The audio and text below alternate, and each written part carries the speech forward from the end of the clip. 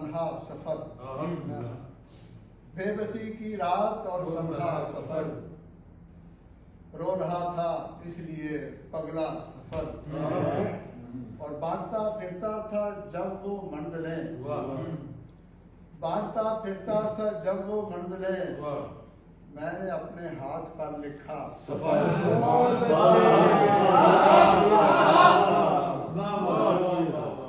बांटता फिरता था जब वो मंजिलें, मैंने अपने हाथ पर लिखा सफर।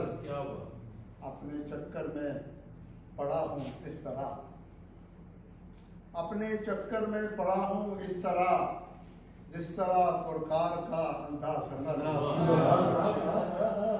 अपने चक्कर में पड़ा हूँ इस तरह, जिस तरह पुरकार का अंधा सफर।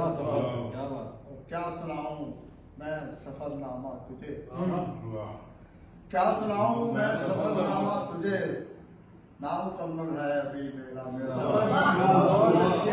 क्या सुनाऊं मैं सफरनामा तुझे, नामुकम्मल है अभी मेरा सफर। सोच के देखिए।